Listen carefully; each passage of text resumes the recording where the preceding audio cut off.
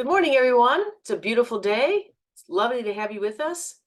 My name is Denise Lucy. I'm professor and executive director of Dominican University's Institute for Leadership Studies.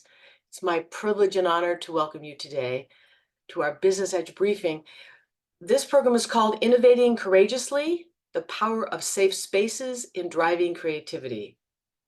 And Dominican University of California's Institute for Leadership Studies and the North Bay Leadership Council, we have partnered since 2010, offering the Business Edge Briefing Series. Today is our 60th program since our founding with Cynthia Murray, recently retired CEO of the North Bay Leadership Council. She will be here today to moderate the program. I'm also like to welcome our Business Edge partner, Joanne Webster, our current CEO of the North Bay Leadership Council. Hello, Joanne, it's good to have you here. Thank you for joining us today. Together, we have welcomed business owners and organizational leaders to share business strategies and techniques to be competitive and resilient in domestic and global marketplaces. Our goals for the program are to, one, innovate innovation, to inspire creativity, and to increase profits and productivity. And our speakers are engaged and recognized experts who inspire business leaders to thrive in good times and in bad. We'd like to thank our community partners as well who've been with us all these many years. The San Rafael Chamber of Commerce. Our chamber is one of Marin's leading business advocates. It's an advocate for its members, and the chamber leads to resources, relationships, and results. Our partners on campus at the Borowski School of Business are the U.S. Commercial Service, which is the lead trade promotion agency of the United States government. Its trade professionals provide counseling and support to help U.S. companies increase sales to new global markets. So be in touch with us and we will help you with this very important goal. Our other partner on campus is the Marin Small Business Development Center. SBDC has experts that provide no-cost business advising to small businesses in many areas, including e-commerce and social media setup, pivoting strategies, HR support, and more. And SBDC has so many great programs and partnerships that they'll match with you. So please let us know how we can help. I'd like to introduce Cynthia Murray, recently retired CEO and president of the North Bay Leadership Council. She will introduce our presenter and moderate the Q&A. We ask that you please enter your questions in the Q&A window. Good morning, Cynthia. Good morning, Dr. Lucy. How are you today? I'm well, and you? It's great to see you. Great to see you too. Great to see all of you here with us today. We have a really exciting program with our presenter, Gurian Tai, who is the founder of Forage LLC, a consulting firm dedicated to helping people form healthy relationships with their fears. And I just realized I neglected to tell you a little bit about North Bay Leadership Council. North Bay Leadership Council is an employer-led public policy advocacy organization representing the leading employers in the North Bay, and we are very delighted to have partnered with Dr. Lucy since 2010 on these programs to help educate the business community about issues that are of foremost interest and concern. So we have Gurian is here today as an experienced leadership coach, workshop facilitator, and communications strategist. Prior to founding Forage, Gurian served as a partner at Speakeasy Strategies, a strategic communication advisory firm. And prior to that, she was Chief Culture Officer at Hirewire PR. Gurian is a regular speaker at Stanford for the Stockholm School of Economics Executive MBA program. And additionally, she is in the process of publishing her first book, called Unmasking Fear, based on her years of researching fear through conversations and personal coaching of C-level executives and individuals. It is our absolute delight to welcome Gurian Tai, and I know you're going to enjoy what she has to share with us today. Welcome, Gurian. Thank you, Cynthia. It's a pleasure to be here with all of you. So I am just going to share my screen so we can get started. All right. We're going to begin with aligning on what a safe space is. And as we do, take a pulse on the current situation we find ourselves in. Last year, Harvard Business Review published an article speaking to the importance of making it safe for employees to speak up, especially in risky times. And the World Uncertainty Index remains high. We have bank failures, war, inflation, layoffs, which all contribute to a growing sense of instability and unease. In turbulent times, it's natural for people to hold back and avoid taking risks at work.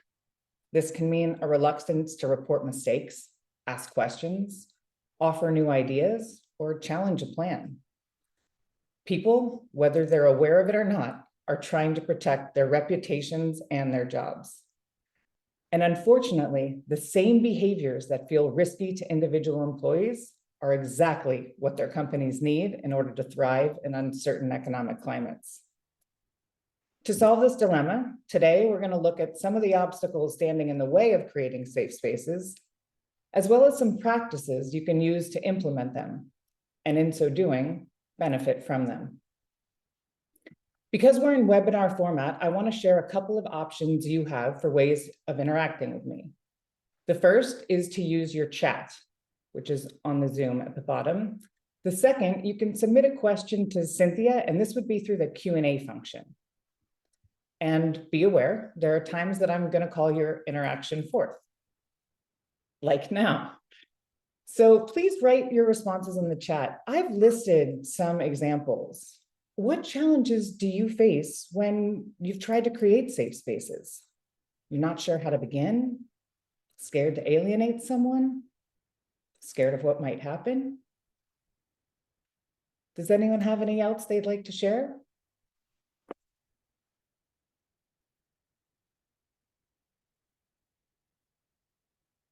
Give you guys a minute. Scared the group won't reciprocate. Absolutely.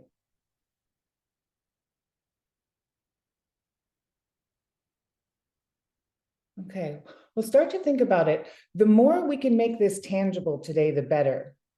Here's one more. Oh, great. It's one thing to create safe space in a team, but what your leadership does to either foster or sabotage the space has an impact. Thank you for that. We are going to get into that today and how important leadership is. Afraid to look down, of course. Not sure how it will be perceived by others. Right, there are so many possible fears that keep us from doing this. So looking at these is incredibly important. Thank you all for chiming in. So here's some of the key issues we're going to cover today, starting with defining a safe space, the fears that might be playing out, some best practices and accountability practices, and then to the point that just came up, some leadership behaviors.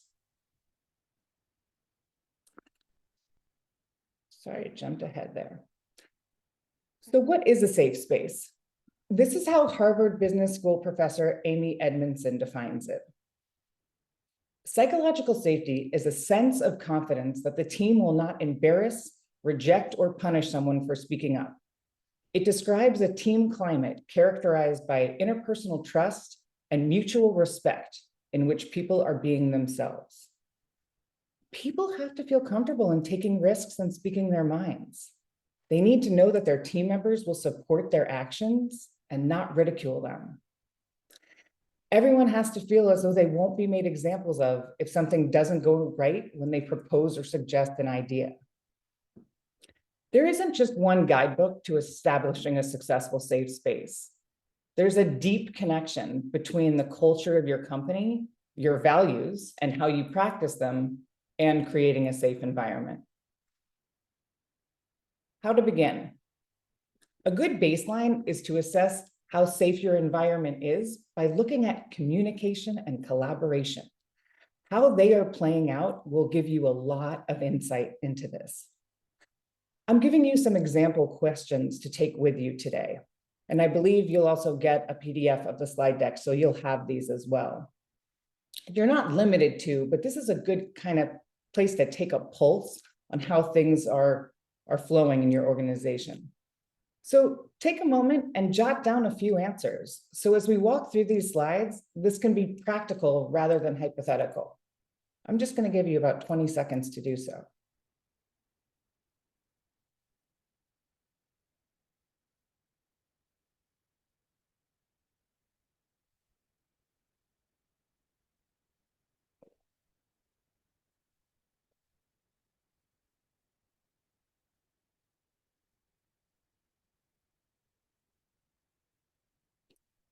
The key is to know that before you can determine what practices to implement, it's important to identify any behaviors that may be working against you or the team.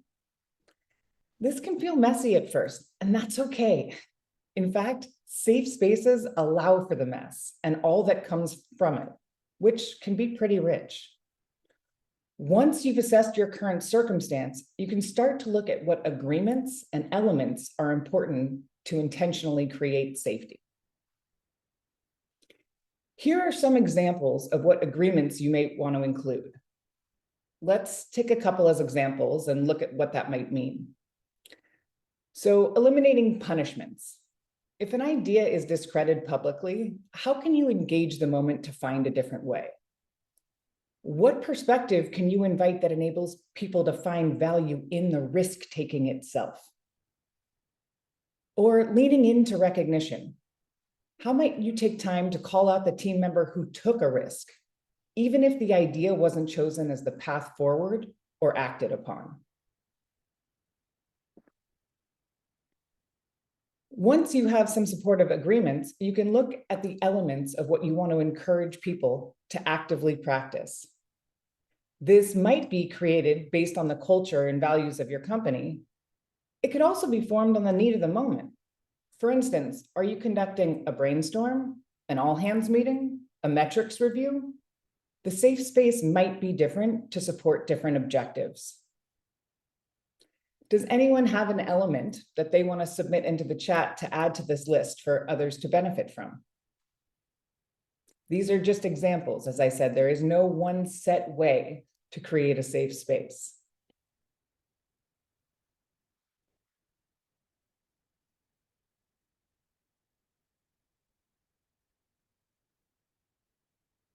Allow for the messiness is key. Thank you. I couldn't agree more. All right, let's look at one company as an example.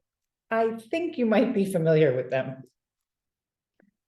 I'm a facilitator and trainer for managers at Google, and I want to share this real-world example of what creating a safe space looks like for them. I'll be co-leading a day-long program on innovation in teams with George Choi, who's the Senior Director for Programs and Partnerships on Dr. Lucy's team, in September. And we're going to do a deeper dive into Google's approach and Project Aristotle, but I just want to touch on this today. Project Aristotle looked at the data that really brought the spotlight to the importance of psychological safety. That was back in 2012, and it still holds true today. So this is what Google rolls out in all of their teams. This is how they define a safe space.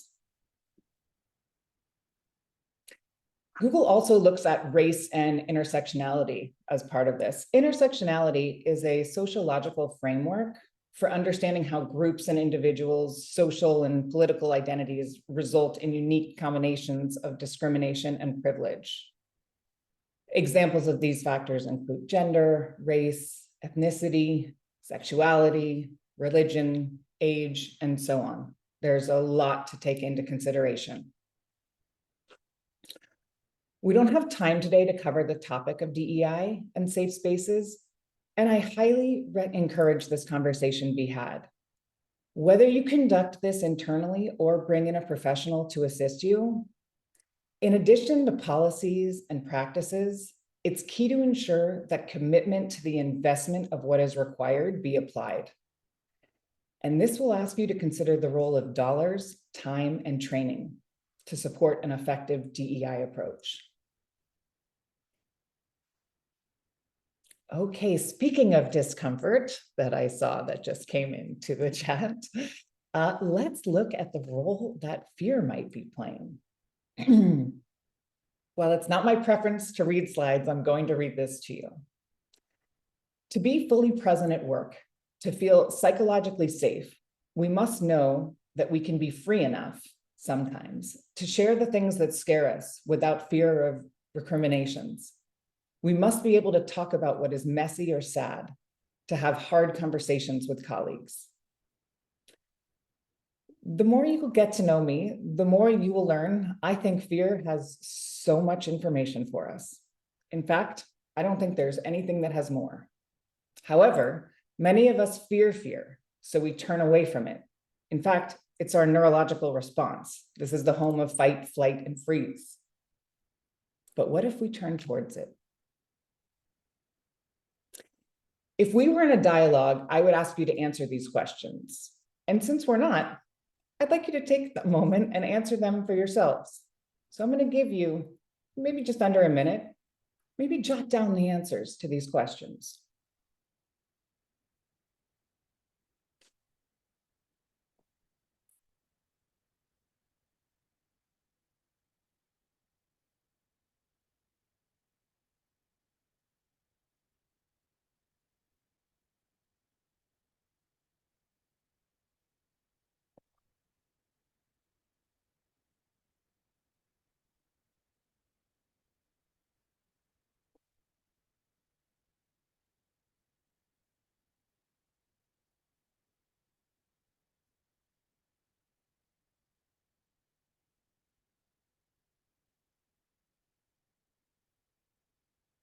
So rational fear is a fear of something that presents a clear and present danger. It lives in the present moment, and it's actually a threat to your survival. Irrational fear poses little or no actual danger. It lives in the future tense. It's the what if scenarios we're running in our minds. Further, rational fear leads you to ask for help. Think about it. If your survival was at risk, you would ask even your greatest adversary for help. While irrational fear leads you to isolation and avoidance. In the case of an organization, avoidance of probably critical information. Irrational fear can also manifest as insecurity, uncertainty, or anxiety, perhaps about the future of an organization or an idea you might have. For today, and the basis of my work focuses on irrational fears. So here's a few examples at an organization and individual level. Is there a culture of fear? How might that be showing up? Is there a lot of micromanagement? Hesitancy to give good feedback, real feedback? The avoidance of asking for help? On an individual front, and I know this came up earlier as well, I can't tell you how often I hear a client bring up the feeling of imposter syndrome, which means they're limiting their voice and their contribution. What might be some other fears? Please add your thoughts to the chat. These can be for organizations or individuals.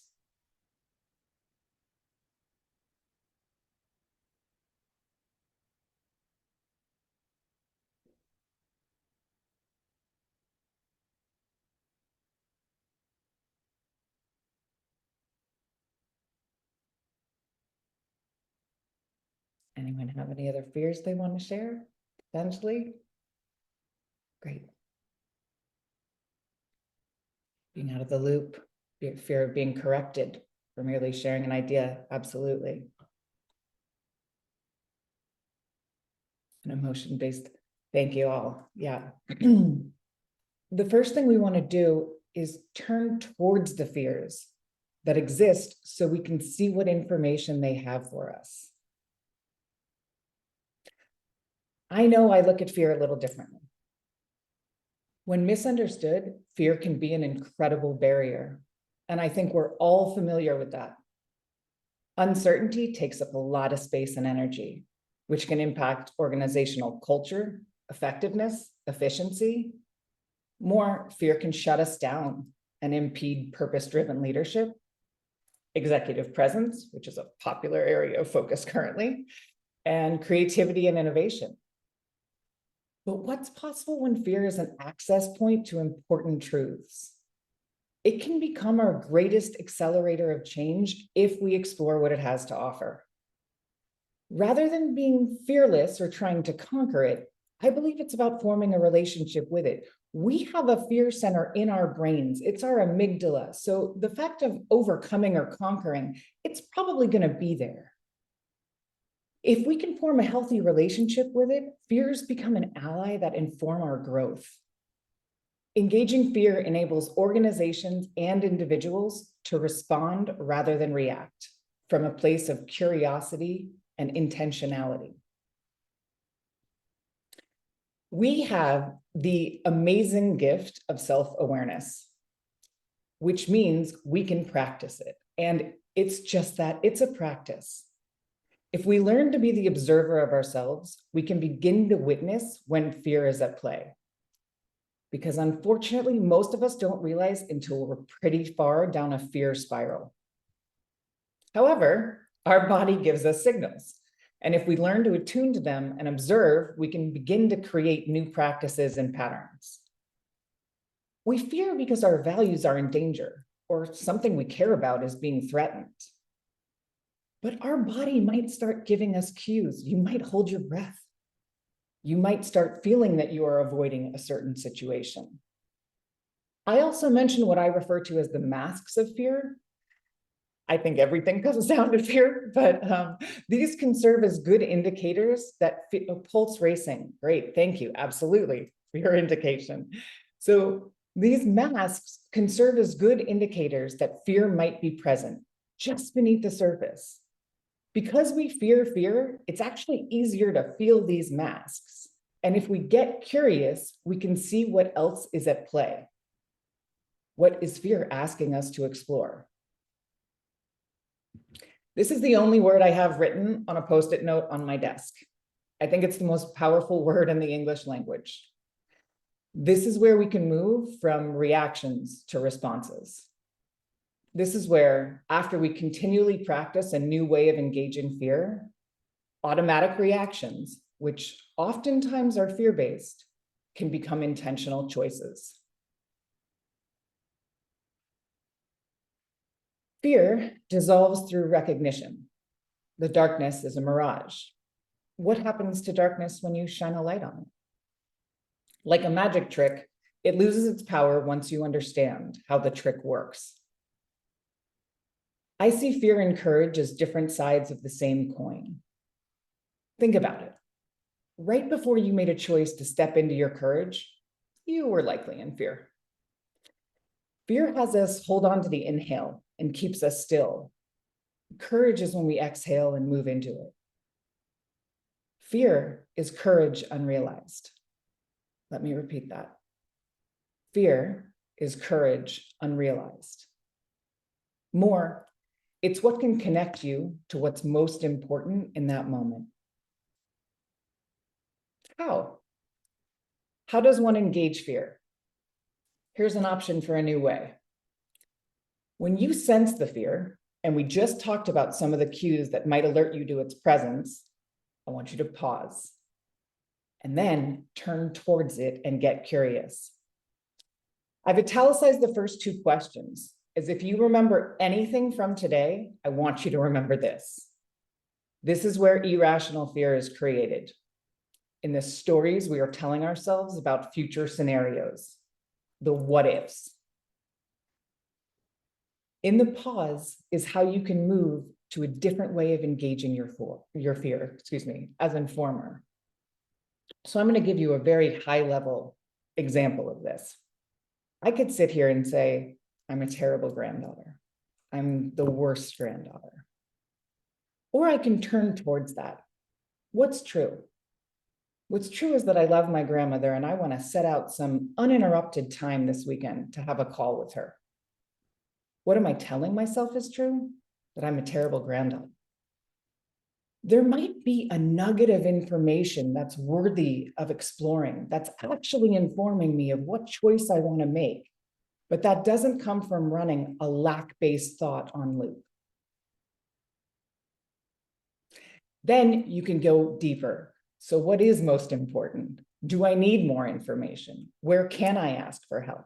But that first thing we do, we want to train, practice a new way of actually turning towards our fear as opposed to reacting and turning away from it, to start to really navigate the depths of information it has for us. This is one of my favorite quotes. Between stimulus and response, there is a space. In that space is our power to choose our response. And in our response lies our growth and our freedom. This is where individual and business transformation can take place. It takes space, the pause. This is the home of intentional decision-making.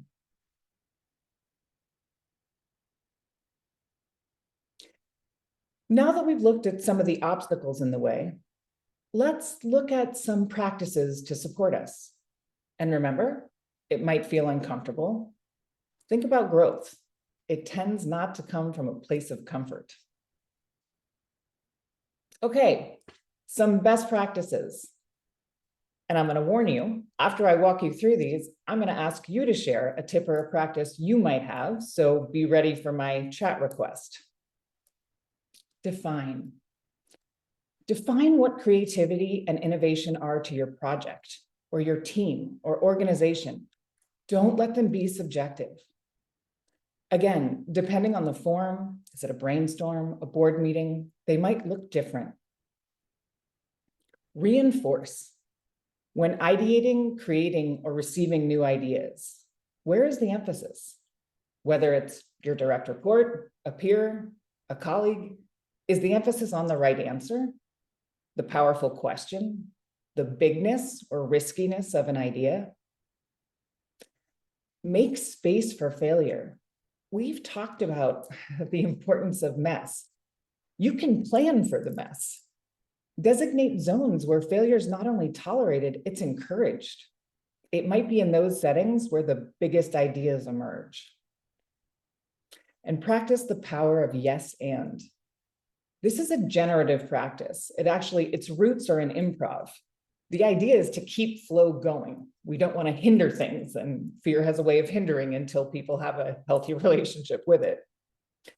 There might be a nugget of information that someone shares that can be built upon, even if perhaps not the entire idea. So what can you yes and to? How can you create collaboratively? All right, I want to hear from you. What practices do you currently use? You can insert into the chat. Deep breaths. Yes, a good reminder.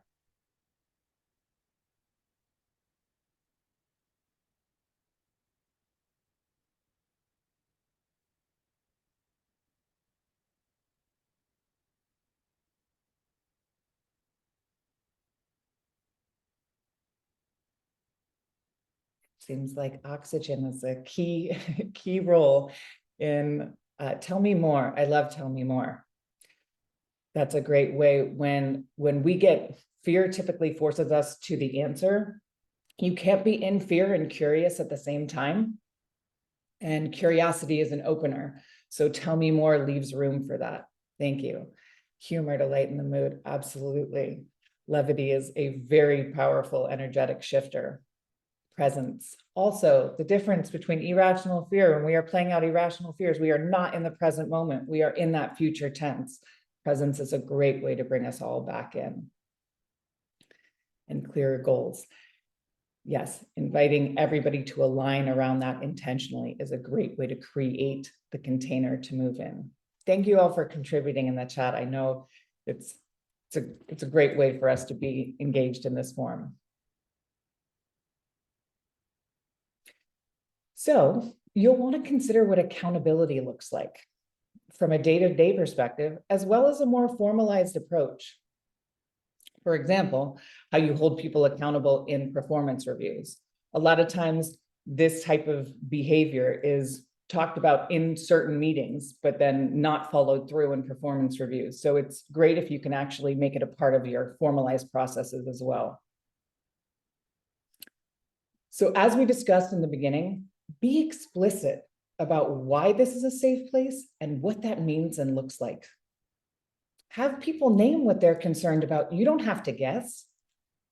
That will either lead you to important information to be aware of, and it can also show you what attributes are needed for safety. Reward what you want to reinforce. Say this again too, reward what you want to reinforce.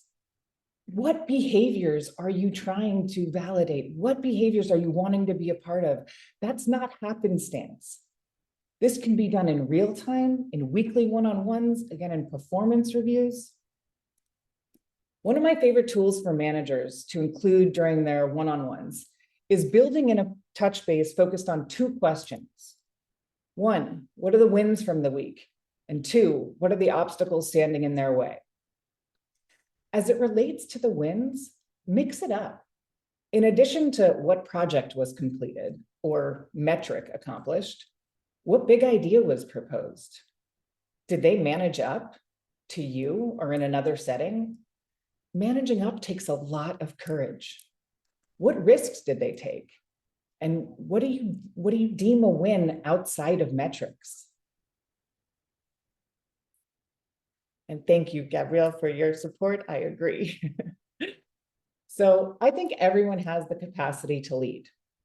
Sure, there are more formalized leadership roles and positions, and every moment provides the opportunity for someone to make a decision based in leadership principles.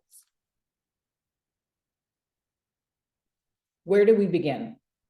The only place we can, with ourselves. First, take a self-assessment. Here are some questions to ask yourself. After you check in to see how you might be contributing, a great follow-up question is, how can I contribute further? Stretch yourself to grow and improve. Remember, self-awareness is a practice, and with anything we practice, our aptitude for it grows. Ask yourself, what are you afraid of? And then connect to what is true, where you might need more information, and where you might be able to model vulnerability. That's what you're asking your team to do when they focus on creativity and innovation instead of the perfect answer. Creativity and innovation requires vulnerability. After you've done some self-reflection, attune to the team and the energy in the room. This is what we might refer to as reading the room. A good mindset to practice, especially to allow for the mess, is assume best intent. It really can be helpful with the messiness. And thank you, Kathy, you've called out, I think, the last point here. Can you call forth the quiet voices, allowing space for everyone to have a voice? You're definitely going to have the more extroverted vocal people in the room. What is everyone else thinking and saying? Turning towards the mess and creating effective, safe spaces is still a new practice. So fear and tension might be heightened at first. All the more reason why having a healthy relationship with our fear is one that serves us. Allow the presence of discomfort to be a sign to invite curiosity. What would benefit the individuals in the room and the group as a whole?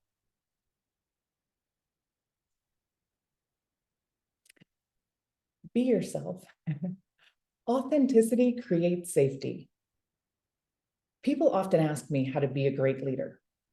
If there was one way, there would be one book on leadership. A great way to practice authenticity is to be yourself. How can you do that? Connect to your values and model them.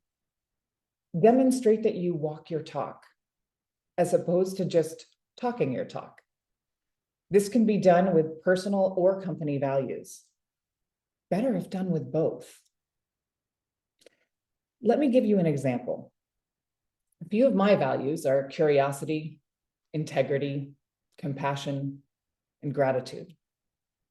In our day-long program, we'll workshop a values exercise in more depth, among some others. However, you can practice this on your own. So if I take the value of curiosity, for example, How do I hold myself accountable? What are the behaviors I want to be practicing? First, I ask questions before I assert solutions, and I have my clients orient to the most important questions for them to ask themselves. Second, I question my own biases and perspectives, and I ask others what I might not be seeing to point out my blind spots. And when I notice myself in an assumption, I pause, ask myself, what story am I running and what is actually true? At the most surface level, if you work at a company and the CEO is always late for meetings, then it's acceptable to be late for meetings. Modeling is the greatest form of leadership. So ask yourself, what behaviors are you practicing? What are you reinforcing? What are you rewarding? What are you holding yourself and others accountable to? Your walk is louder than your talk.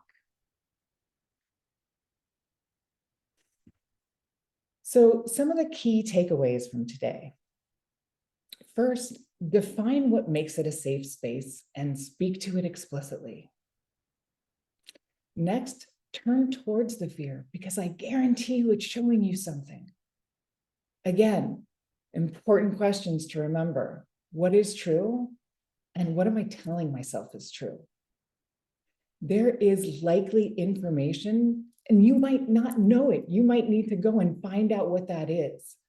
But at that intersection lies a pathway to a lot more truth and information if we can start to build the muscle to turn towards it. And just like anything, the more we practice turning towards it, the easier it becomes. And to the point of humor, personally, I'll share, when I started this work, I didn't start this work because I didn't have any fear. But now when my fear comes around, I use levity. Oh, look at you again. What are you here to show me? Practice your practices. We are what we repeatedly do, and we're practicing something all the time. So what are you rewarding and reinforcing? And how are you making space for that safe mess, for that exploration? Last, lead by example. Modeling is the greatest form of leadership. So how are you showing up? How are you holding yourself accountable to your values, to your company values? And especially as leaders, holding the balance of both of those and calling forth in your team to do the same.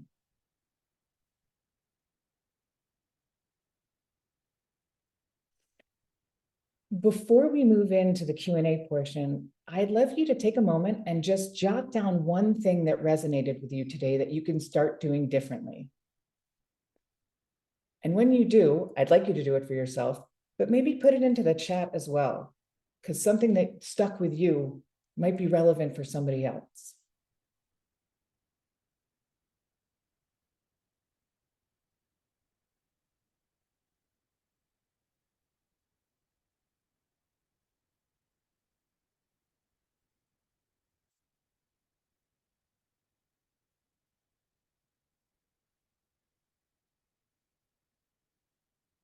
Careful, leaning into your fear to analyze it if it's irrational, and then taking yourself back to reality, to the present moment.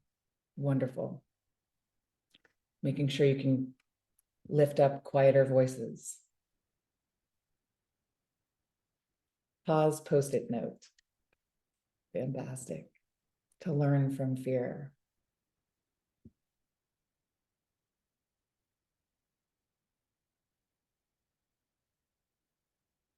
All right, well, I'm going to stop my screen share so that we can move into Q&A.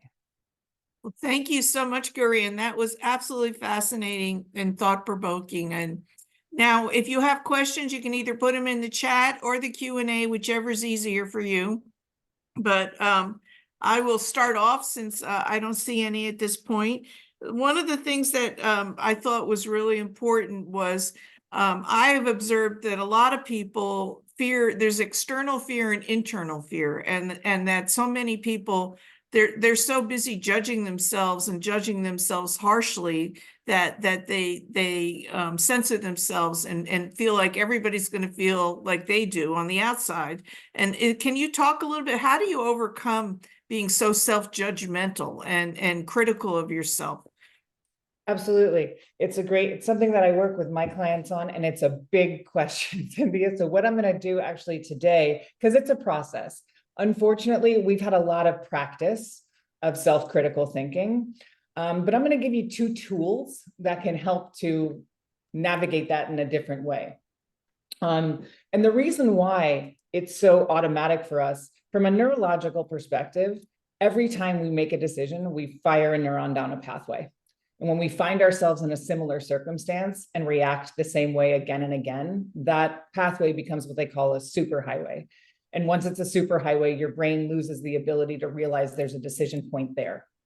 So for instance, if you're in a group meeting and you're intimidated by a group setting to use your voice, then every time it becomes automatic that self-critic is going to run in that environment. So before we can solve it, we actually, as much as I focus on learning, I focus on unlearning. So we actually have to unlearn that pattern before we can start practicing new. So 2 tools for that. The first is what I call nexting. That self-critical loop, it's on a loop. It's exactly that. So every time you run a self-critical thought, and this is where self-awareness comes back, it's I think our greatest asset, our greatest tool. I want you to say next, next, next, just until you get to a neutral thought. And the neutral thought could be, I'm thirsty. The neutral thought doesn't have to be about the idea that you have. We just need to stop the self-critical thought. The other thing, and I use this personally, years back, I was walking down the street and I stopped in my tracks and I realized if anybody talked to me the way that I talk to me, I'd punch them in the face. There's absolutely no way I would accept it. So that day I named my critic Gretchen. I knew a Gretchen, and had nothing to do with the name. I knew a Gretchen that had bullied me when I was young. What that enabled me to do was, by naming my critic, I could create some space from it. And then I could start to identify her playgrounds. So I could see when she was coming around before it was actually playing out in my head, which created enough space to decide how I want to engage it. That's amazing. I love that. And then I mentioned it during the presentation, but curiosity, there's a few things that I have found that neurologically move us from our amygdala, our fear center, to our prefrontal cortex. I'll just touch on them briefly today, which are curiosity, gratitude, and purpose. Now, all of these we could spend a lot of time talking to, but if you move to curiosity, either what is a question that you want to pose in that meeting, or what is it in service to that you can reorient outside of yourself, could be helpful ways of just handling it in that moment. And it is a process. Thank you for that. So we had someone who's mentioned about how being not part of the dominant culture can increase your fear level. And I having been in situations where the titles that we call people, that I'm worried I'm going to call them the wrong thing. So African American versus Black, or they and other pronouns, those kinds of things. So how do we find the way, like, I guess if you do make a mistake, I didn't see in your list forgiveness. Like there needs to be an understanding that this was not done with bad intent, but with the need to be educated, and a mistake was made that they don't want to do it again. So is that part of what you saw as a need to help create safe spaces, to have some level of ability to have forgiveness or apologies, or, we all learn from this kind of thing? Absolutely. And I think there's 2 pieces to that. And yes, because you mentioned that, I'm going to add forgiveness to the elements. So thank you for that. And yeah, when I was speaking to assuming best intent, this is messy. It's hard. And so knowing someone's intention and then what actually might come out, those 2 things might get clouded. The other thing is to ask. We make an assumption that we should know. when we don't know. A lot of the times this work, especially the DEI work, even though it's been around for a while, it's definitely become more prominent as of late. And so there's an expectation that people know. Not everybody does. And even the people that say they do could probably know more. So ask what that person prefers. Ask what, and if something is triggering to them, ask why, so that you can understand that. So it's not just a word that you're using, so that you actually understand the essence of what matters most there.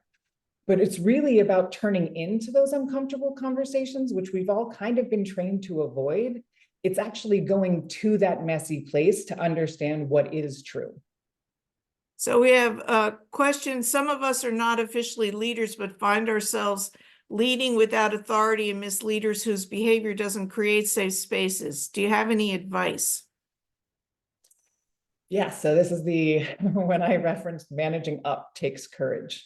It absolutely does. So if you are not a leader and you are in a circumstance where it doesn't feel like a safe space, I recommend, as much as you can, having those hard conversations with the people that you feel safe to have them with, to raise that flag. Hopefully by doing that, you'll be able to impact change. If not, there's a number of companies that have, fairly toxic cultures, and people find new opportunities, which I'm hoping isn't the case for you. That's kind of the last case scenario. But it is really important to have that conversation. And let me give you a tool to just, when you're having those hard conversations. So first, it's always good to connect to your desired outcome.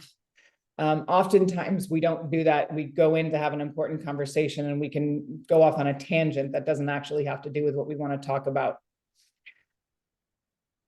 Make your observation. So be crystal clear about what it is that you observed, and then speak to the impact that it had. So in this case, it sounds like maybe there was a disconnect between what the leader was saying an environment was, and then the level of safety wasn't there. So what was the impact? Was that the team member was silenced? People did not feel comfortable sharing ideas, pushing back on ideas, whatever the business impact was. And then specifically, what is the request or what is the ask going forward? Because it's not just, you don't want to be vague, like, can it be better? Can this be different? What specifically are you asking for? Because that way you can hold them accountable and they can hold themselves accountable. And if they show you that change isn't possible, then you have important information you need to make a decision from there. So on that management side, there's several things that occurred to me. One is that your manager is not modeling safe spaces if they're not promoting people with diversity and recognizing that they value the difference of all the different opinions and styles that people have to share ideas. And so if they're not promoting people, they're not hiring people, those kinds of things, that sends a very clear message that perhaps management isn't necessarily understanding that it's much bigger than what's going on in the room. It's what's going on in the company. Absolutely. Absolutely. And again, I mean, and how people are being promoted, like, is that just numbers? Is it the riskiness of an idea? Is it the voices that are, like, all of those things should be taken into consideration. And so even like when you're interviewing for a company, understanding how people is promoted, understanding what is valued outside, of course, metrics are always going to be valued. That's kind of the non-negotiable. What else? What else really matters? And oftentimes we don't interview to that because most people are in fear about getting the job. So they're not being particular about what questions they're asking, but you're interviewing companies too when you're going to work for them so that you can understand all of the elements at play.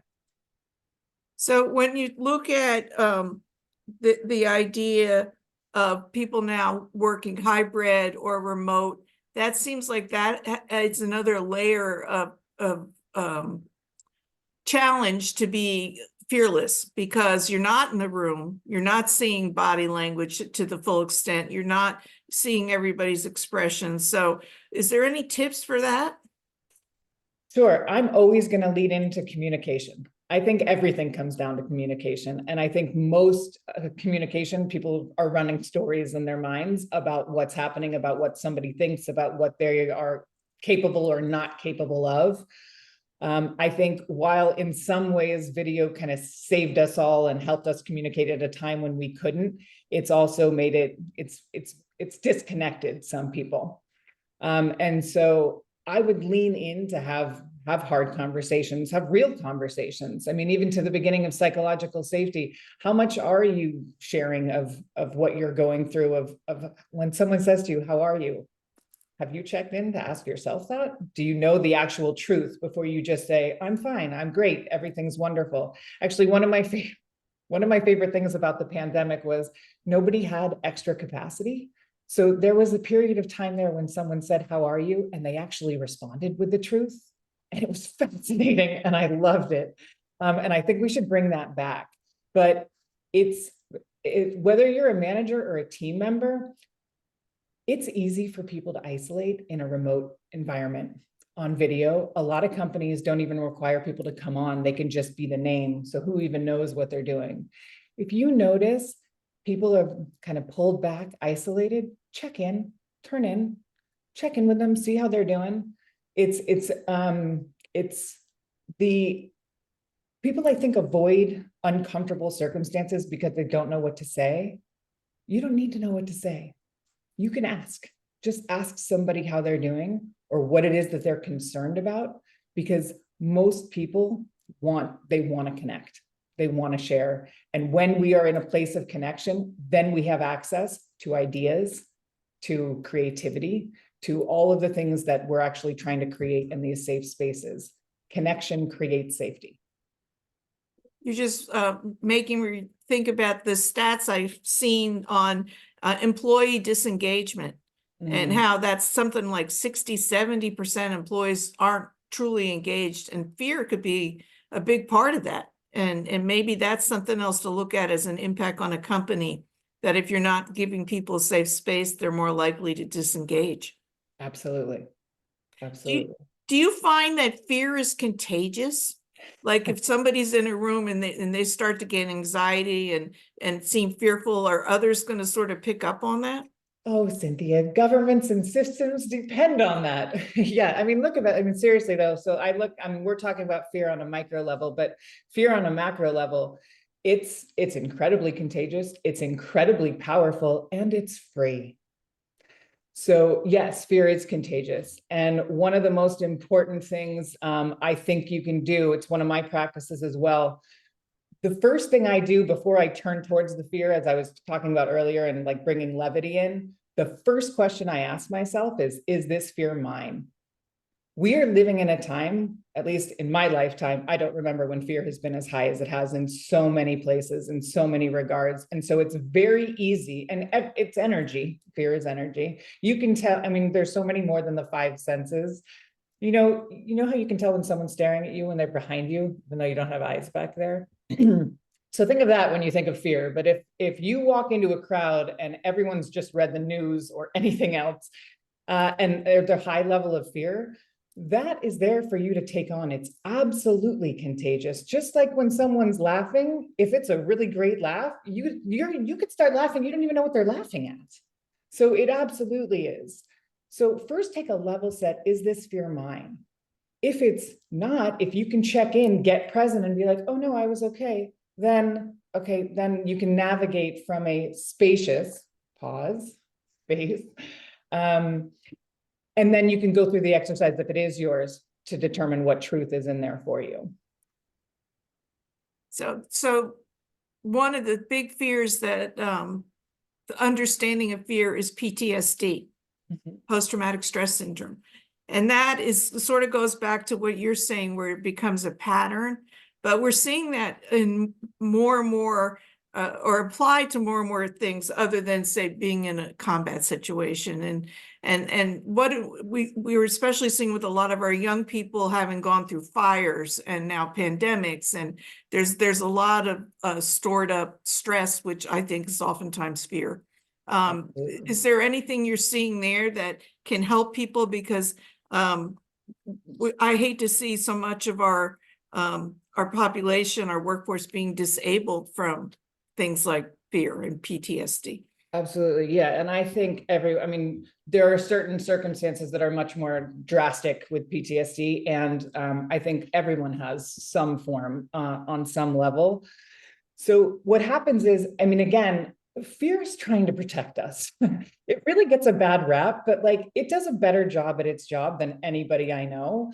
Its whole thing is to protect us. So if you have a traumatic experience, which it can range from a lot of ways, it could just be somebody insulted a shirt you wore when you were on when you were 5 years old in the playground. You know what? Maybe you stopped wearing color after that, and maybe you wear black, gray, and white since then. I mean, it can be a small thing, but what happens is pain and fear are in cahoots. And when you experience a pain, your fear comes around and says, I'm going to make sure you never feel like that ever again. I'm going to protect you. So if anything sounds like, smells like, tastes like that, I'm going to make sure that you don't do that. So in this case of the schoolyard, so now I'm going to get a little smaller. I'm going to wear a little less color.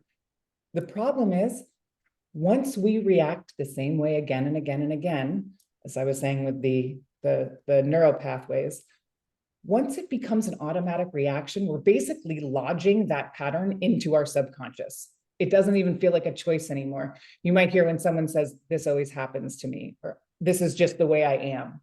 This is how I react in these circumstances. Well, that's because that was reinforced. And when we have that pain and fear, when those two intersect, that actually gets lodged into our body. I think there's a great book, Your Body Keeps the Score. Trauma does live in our body, especially if we then lodge it into our subconscious. The most amazing thing is we can actually unwire things from our subconscious. And that's what my work has shown me with people, is we can go back and unpattern that has us kind of reacting in ways that isn't how we intentionally want to be responding. It does take work. It is a practice, but we're practicing the alternative if we don't. And our body does give us great information. So again, I had put up that slide of like, what are the clues? What are your cues?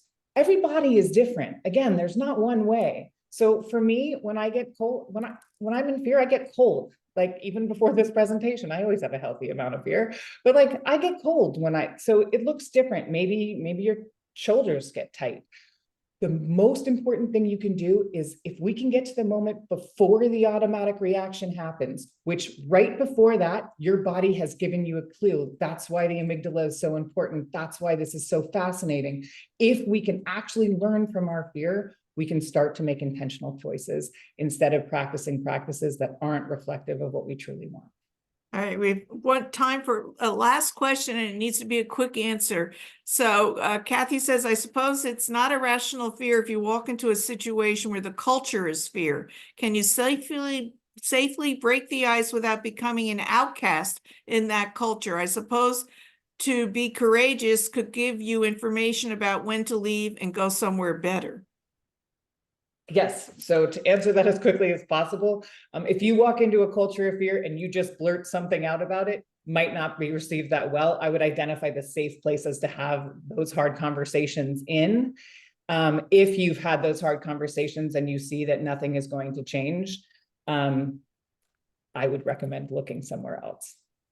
Well, I wish we could talk more, but we've run out of time. This was a terrific presentation, Gurian. Thank you so much. And I want to tell everyone that Gurian will be teaching in the Dominican Executive Education Program this fall called Innovation in Teams, How Creating Safe Spaces Unleashes Creativity. So please check the website on that to get more information. It'll be a one-day program in Dominican on September 24th.